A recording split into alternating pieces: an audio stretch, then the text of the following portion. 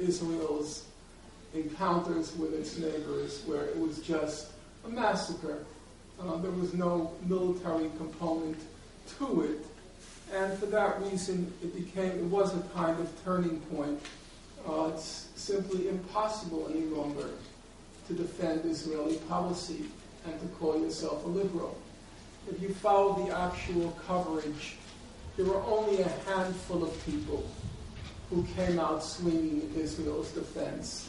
That fellow from Harvard and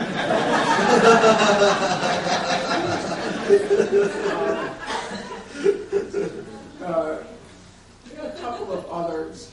But it was also very striking after what happened in Gaza, that when the Goldstone report came out, even though no major newspaper came out supporting Goldstone against Israel, it's also a fact that no newspaper came out supporting Israel against Goldstone. There wasn't a single editorial in any major newspaper in the U.S. which supported Israel against Goldstone. Many chose not to comment, but none would defend Israel against Goldstone for the same reason, that it's impossible any longer to reconcile liberal sensibilities with defense of Israeli policy. And the third major outcome of the Goldstone report, it's hard to say how long it's going to last, but for the first time in the history of the Israel-Palestine conflict, in a long time, the human rights issue has moved center stage, and it's at least now on a par with the so-called peace process, and even temporarily, I don't think it's going to last, but temporarily it displaced the peace process, the human rights issue, displaced the peace process as the main focus of the conflict. And that was a very important development because that's where Israel is weakest.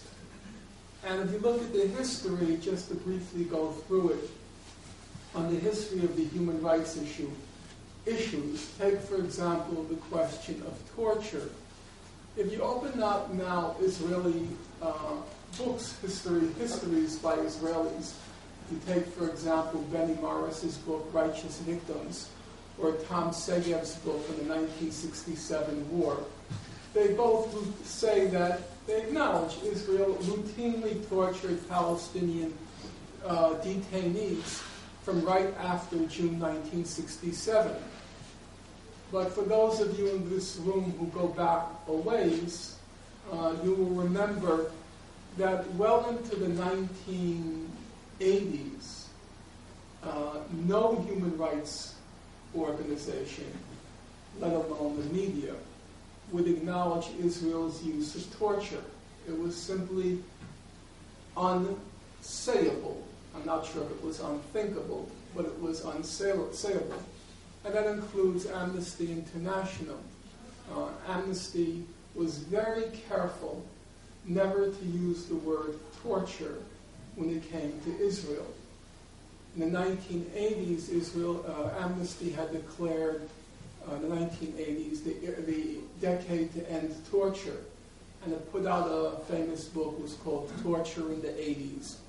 And when it came to Israel, they would not use the word torture. And the reasons were fairly obvious, and they go back to the point I made earlier, which is Jews are liberal, and Jews happen to be very wealthy. And you combine the two, and what you get is many of the human rights organizations are financed by liberal Jews. And the organizations were very careful and worried about the plug being pulled on them if they were too hard on Israel.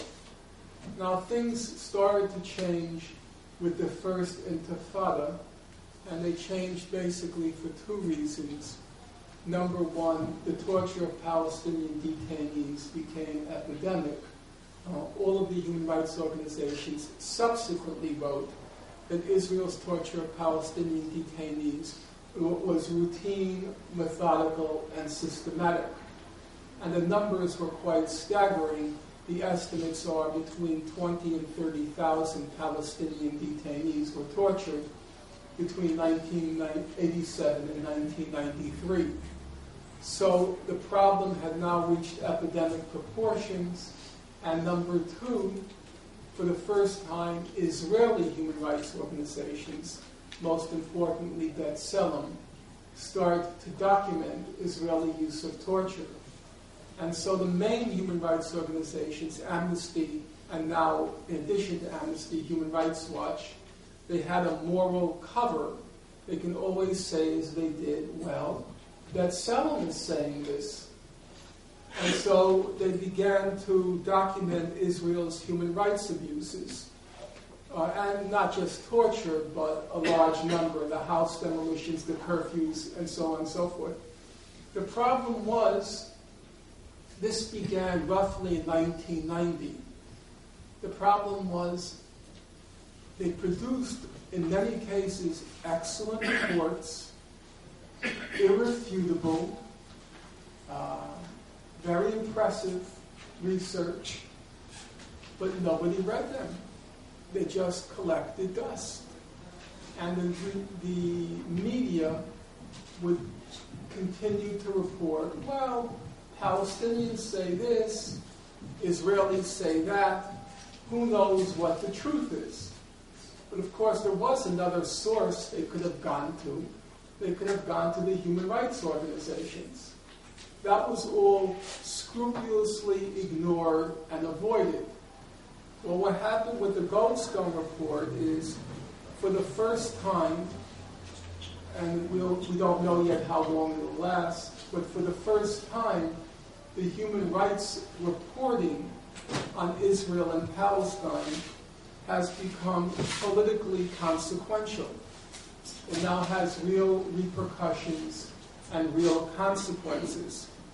And so it was not surprising that as the human rights issue finally, at last, became a real political issue, then Israel and its supporters began to pull all the stoppers to discredit these organizations. So now there are a large number of organizations devoted to one goal, and that's to discredit the findings of these human rights organizations. They're focused in particular on Human Rights Watch because it's the most influential, but it's also the weakest and the most vulnerable on the question of Israel and Palestine, because it's most susceptible to the financial and the social pressures of the so-called supporters of Israel. So as many of you know, a few weeks ago, a very prominent member of Human Rights Watch, Robert Bernstein, he wrote an op-ed in the Times attacking Human Rights Watch, even though he was a member of Human Rights Watch.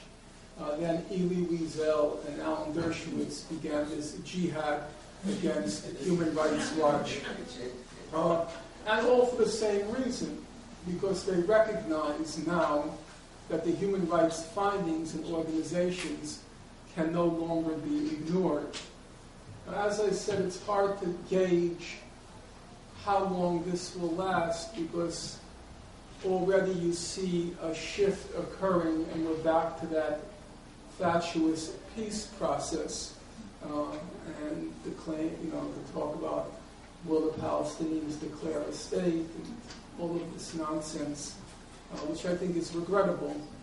I think it would, not that those people over there think, but it would have made much more sense to focus on the human rights issue than in the peace process.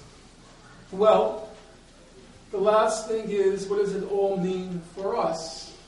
What are the political implications for all of us? And my own view is that the Goldstone Report is an excellent platform to pursue our work, but it requires two things. or requires